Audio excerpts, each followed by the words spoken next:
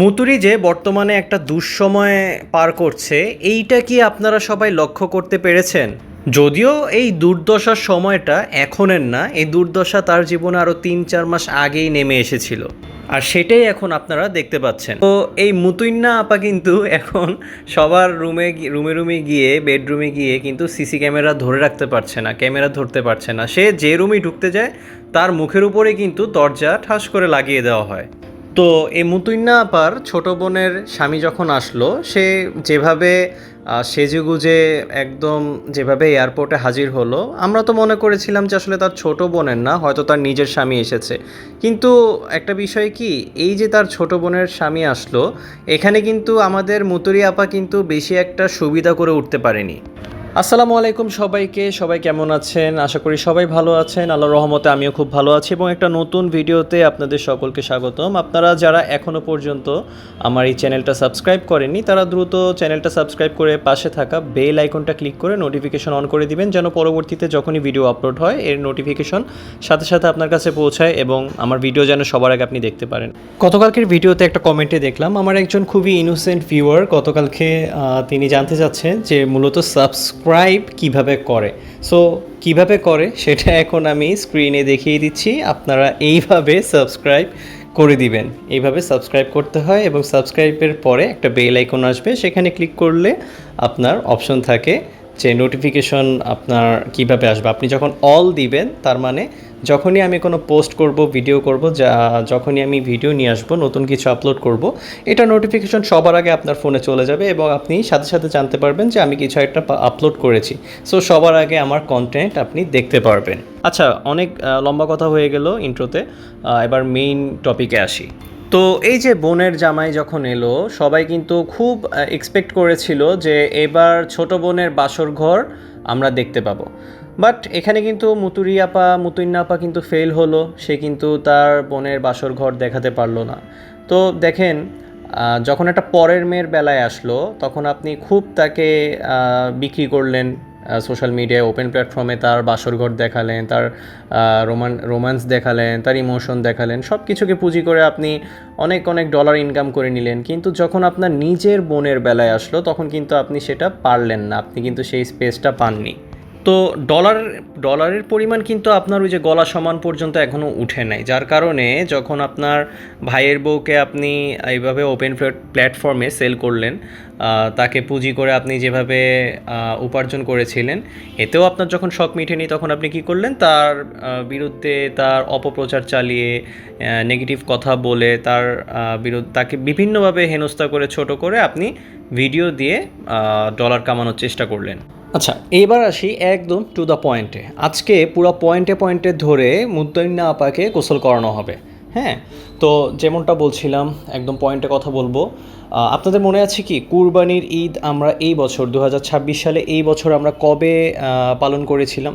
আমি আপনাদেরকে মনে করিয়ে দিই, এইবারে আমরা কুরবানির ঈদ 28শে মে 2026 তারিখে আমরা পালন করেছিলাম।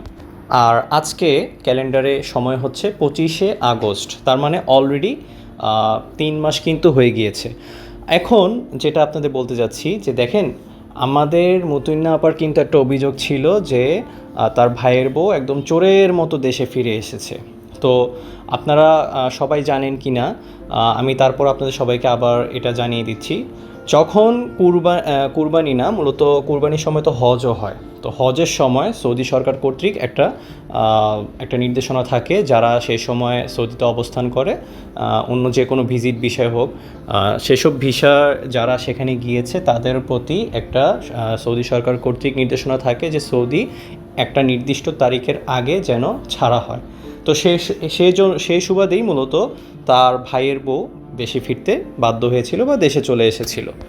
তো আজকের ভিডিওতে আমরা যেমনটা দেখতে পাচ্ছিলাম যে মুতুরি কী করলো, তার ফ্রিজ খুলে তার ফ্রিজের ভিতরের জিনিসপত্র দেখাচ্ছে, গরুর মাংস, ভুঁড়ি, হ্যাঁ, এইভাবে এই জিনিসগুলো দেখাচ্ছে। আচ্ছা, এরকম ফ্রিজ ভর্তি মাংস, ভুঁড়ি, এটা আসলে কোন সময়ের হতে পারে? আপনারা কি আসলে ক্যাচ করতে পারছেন? এইগুলা কিন্তু মূলত একদম কুরবানির ঈদের সময়ের একদম ঠিক পরপর সময়ের এই যে ফুটেজগুলা বা এই যে এখন ভিডিওগুলো আমরা দেখতে পাচ্ছি, এগুলা কিন্তু মূলত সেই সময়ের। মূলত এখন বর্তমানে এদেশে মুতুরির না বোনের জামাই এদেশে অবস্থান করছে, না তো মুতুরির ভাই এদেশে অবস্থান করছে। দুজনের কেউই মূলত এখন নাই এখানে, দেশের মধ্যে তারা এক্সিস্টই করে না, তারা এখন মূলত সৌদিতেই আছে। আর এই যে ফুটেজগুলো, সেগুলো বর্তমানের না, সেগুলো হচ্ছে আজ থেকে 3 মাস আগের, কুরবানির আগে বা পরে ওই সময়কার ফুটেজগুলো, যেগুলো সে উপস্থাপন করে তার যে চলচ্চিত্র, সিনেমা এগুলো বা সিরিয়াল, ধারাবাহিক যে সিরিয়াল, সেই সিরিয়ালের পর্বগুলো কিন্তু এখন আসতেছে। একবার একটু ভেবে দেখেন যে ইউটিউবে এসে বা ওপেন প্ল্যাটফর্মে এসে একটা মহিলা তার নিজের আপন ভাইকে, ভাইয়ের বউ তো ঠিক আছে পরের মেয়ে, ওইটা না হয় বুঝলাম, নিজের ভাইয়ের সাথে ভাইয়ের নামে মানে কি না করলো, সে যদি এরকম ওপেন প্ল্যাটফর্মে এসে এই জিনিসগুলো করতে পারে, তাহলে ইন রিয়েলিটি, একদম বাস্তবতায় তার ভাইয়ের সাথে মূলত সে কী ধরনের আচার আচরণ বা ব্যবহারগুলো করেছিল, এটা কিন্তু বোঝাই যাচ্ছে। এই যে সে এখন এই ভিডিওগুলো দিচ্ছে জোড়াতালি লাগিয়ে হোক, যেভাবেই হোক, এই ভিডিওগুলোর মধ্যে দেখেন তার ভাই কিন্তু, আর আমি আবারও বলছি এটা কিন্তু বর্তমানের ফুটেজ না, এগুলো কিন্তু সেই 3 মাস আগের, একদম কুরবানির ঈদের আগে বা পরে সেই সময়ের ফুটেজ। তো আপনারা ভিডিওতে সেই জোড়াতালি দিয়ে যেটাই দেখাচ্ছে, একদম ক্লিয়ারলি দেখা যাচ্ছে যে তার ভাই একদম তার দিকে ফিরেও তাকাচ্ছে না, বা তার থেকে একটা ডিস্টেন্স বজায় রেখেই কিন্তু থাকছে তার ভাই। জোড়াতালি লাগানো ফুটেজই হোক আর যত আগের ফুটেজই হোক, ক্লিয়ারলি কিন্তু তার ভিডিওতে বোঝাই যাচ্ছে যে তার ভাই তার থেকে দূরত্ব বজায় রেখে থাকছে। তাহলে চিন্তা করেন, আমরা কিন্তু পূর্বে এইরকমভাবে তার ভাইকে দেখিনি। তার ভাই যথেষ্ট হাসি মুখে থাকতো এবং যথেষ্ট খুব ভালোভাবেই থাকতো আর কি। এরকম এতটা দূরত্ব মেনটেন করে থাকা, একটা ভাইয়ের মনে কতটা কষ্ট গেলে বোনের সাথে এরকম রাগ করে বা দূরে দূরে থাকতে পারে, এটা তো আর আলাদা করে বলার কিছু নেই। তো এই যে ছেলেটার মনে এত কষ্ট দিলেন, আর এখন আপনি মুতাইল্লা বেরি আইসা ভিডিওর মধ্যে আইসা আপনি ইমোশন দেখাচ্ছেন যে এই হাত দিয়ে আপনি 60টি বছর রান্না করে আপনার ভাইকে খাইয়েছেন, এখন ভাইকে বিয়ে দিয়েছি, ভাইকে শাসন করার জন্য তার বউ চলে এসেছে, বোন তার স্বামী নিয়ে ব্যস্ত।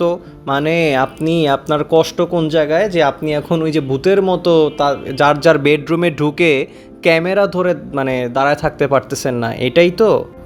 তবে মুতুরি আপা, আপনি কিন্তু আসলে আপনার বিশেষ করে আপনার যে কামলা ফ্যান ফলোয়ার্স ভিউয়ার্স যারা রয়েছে তারা তো আছে, মানে আপনি আসলে জাতিকে খুব নিরাশ করলেন। আসলে সবাই কিন্তু খুবই অপেক্ষায় ছিল আপনার ছোট বোন এবং ছোট বোনের স্বামীকে, তাদেরকে আপনার কথা মতো ইশারায় আপনি নাচাবেন, সেইটা ভিডিও করবেন, তারপর হিন্দি কোনো একটা সং বা বাংলা কোনো একটা রোমান্টিক সং দিয়ে আপনি সেটা রিলস আপলোড করবেন, একটা আপনার সিনেমার যে দৃশ্যগুলো সেগুলো আপনি তুলে ধরবেন। সবাই খুব অপেক্ষায় ছিল, বাট আমরা যেটা দেখতে পাচ্ছি যে আপনি সেটা পারলেন না। তো এতে আসলে আপনার যেসব কামলা ভিউয়ার্সরা রয়েছে তাদের মনটা আসলে খুবই খারাপ যে তারা আপনার বোনের বাসর ঘরটা বা তাদের বেডরুমের রোম্যান্টিক সিনগুলো আসলে তারা দেখতে পারলো না। ভাবা যায় আপনি কোন ধরনের মহিলা, ছোট বোনের জামাইকে রেকর্ড করে তারপর সেখানে আপনি রোমান্টিক সং লাগিয়ে আপনি রিলস আপলোড দেন। এটা আসলে কি মিন করে, এটা কি, এটার মানেটা কি দাঁড়ায়? মানে এগুলো কি আসলে বুঝেন যে এটার মানে কি দাঁড়ায়? আপনি যদি এগুলো আমাদের গোন্দাইল্লা ভাইজানের সাথে এগুলো করতেন, ওনাকে দেখা এগুলো করতেন, এটা খুবই ন্যাচারাল লাগতো, এটা খুবই মানাতো এবং বুঝতাম। আরেকটা বড় প্রশ্ন হচ্ছে, গোন্দাইল্লা ভাই কি এগুলো দেখে না যে তার বউ তার বোনের জামাইরে নিয়ে এসব রোমান্টিক সং দিয়ে ভিডিও আপলোড করতেছে? ওই বেটাই কি এগুলো দেখে না? নতুন পাবলিক, নতুন ওয়াচার্স, নতুন ভিউয়ার্সরা যারা আপনার চ্যানেলে আসবে, যারা দেখবে, তারা কি মনে করবে?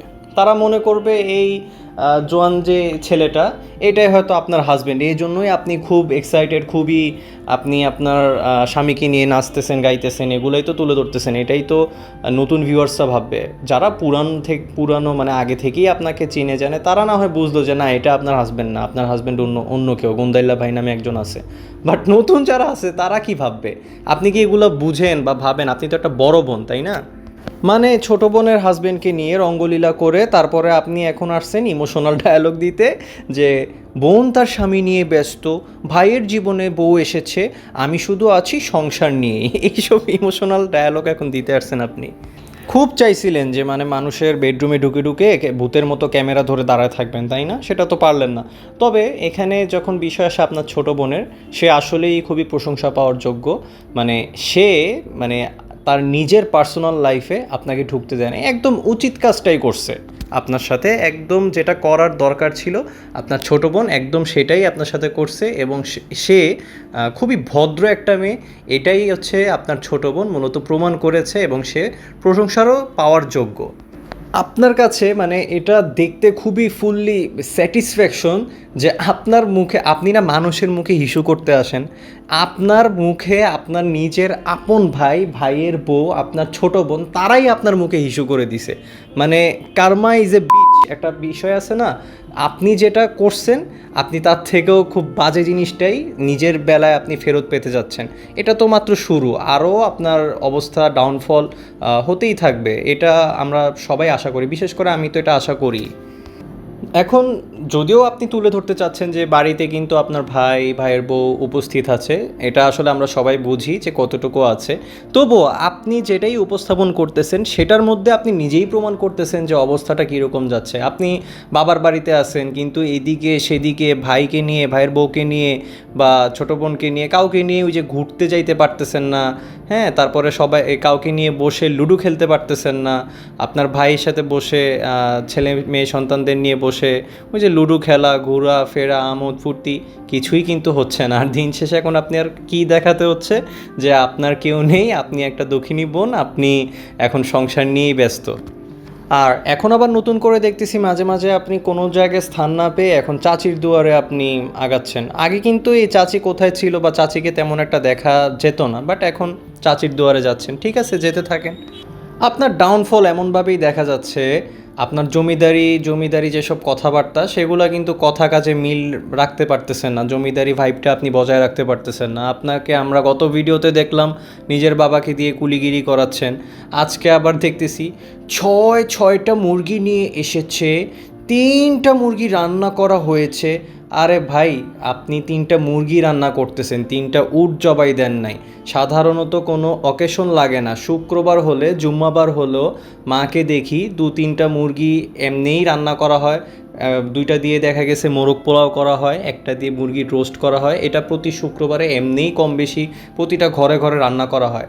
আপনি যেভাবে বলতেছেন ছয়টা মুরগির আনা হয়েছে, 3টা মুরগি রান্না করা হয়েছে, আর কত আপনার জমিদারি মানে কথাবার্তার কথা কাজের অমিল আপনি দেখাবেন?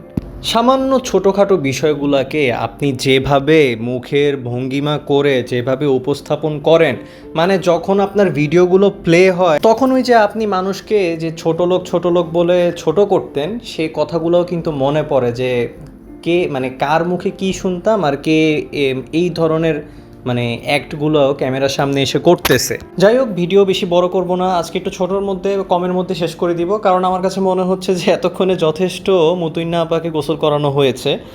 যাওয়ার আগে একটা ছোট্ট রিক্যাপ আপনাদের দিই, একটা বিষয় মনে করে দিই। আপনাদের কি মনে আছে যখন মুতুইন্না আপার ডেলিভারি হয়েছিল, উনি তখন একটা অ্যাক্ট কিন্তু উপস্থাপন করেছিল দর্শকদের উদ্দেশ্যে। বিষয়টা ছিল এমন যে, বাবা গো বাবা, তুমি মন খারাপ করো না, আমি আগে তোমারই মা হয়েছি, আমি তোমারই মা থাকবো। দেখেন আমার ছেলেটা, মুখটা দেখা যাচ্ছে না, সে মুখটা লুকিয়ে রেখেছে, সে হয়তো ভাবছে কে যেন আসতেছে, তার মা বাবার ভাগ কে যেন নিতে আসতেছে। সরি, মানে ভাবা যায় জিনিসগুলা লিটারেলি, এগুলো তো আমরা বাংলা সিনেমায় হলে খুব ভালো হতো। যেমন ওই যে শাবানা ম্যাম, ববিতা ম্যাম যখন অ্যাক্ট করতো এই ধরনের ইমোশনাল কোনো একটা সিনে, এইগুলা কি মানে একটা মানে আসল জীবনে বাস্তব রিয়েলিটিতে কি মানে এগুলা হয় এই ধরনের জিনিসগুলা? যাই হোক, এই হচ্ছে বিষয়। আর আপনাদের কমেন্ট তো আমি সবসময় পড়ি, এর মধ্যে আপনারা গতকালকে কয়েকজন কমেন্টে বলেছিলেন যে গতকালকের ভিডিওতে একটু ভদ্র উপায়ে ধুয়েছিলাম কেন। আসলে বিষয়টা হচ্ছে কি, আমি ভদ্র ছেলেই, আমি ভদ্র মানুষই, এই জন্যই আমার কথাবার্তার বা স্টাইল ভদ্র টাইপেরই থাকে। আসলে ওইরকম কি বলবো, ম্যাচ করে না। আপনারা চান বিধায় আমি কিন্তু আসলে মুতুরিকে ধুতে আসি, না হলে আসলে আমি নিজেও কখনো কল্পনা করিনি যে এই রকম একটা ক্রিঞ্জ টাইপের কোনো কন্টেন্ট মানে মুতুরি, একে আমার ফলো করতে হবে, এর জিনিসগুলো আমার উপস্থাপন করতে হবে। আর ওর দোষ ভুলগুলো যখন আমার তুলে ধরতে হয় তখন চিন্তা করেন অবশ্যই ওর ভিডিওগুলো আমার দেখতে হয়। তো ওর ভিডিও যে আমি দেখি এটাই অনেক বড় একটা অসাধ্য সাধন করে আমার দেখতে হয়, দেখে তারপরেই আপনাদের সাথে আমি উপস্থাপন করি। যাই হোক, আজকের মতো বিদায় নিচ্ছি। সবাই ভালো থাকবেন, সুস্থ থাকবেন, দোয়া রাখবেন আমার জন্য। আর অবশ্যই অবশ্যই কমেন্ট করবেন, কমেন্টে আমার দোষ ভুলগুলো ধরিয়ে দিবেন, আমি আপনাদের সবার কমেন্টই পড়ি। তো আজকের মতো বিদায় নিচ্ছি। আসসালামু আলাইকুম।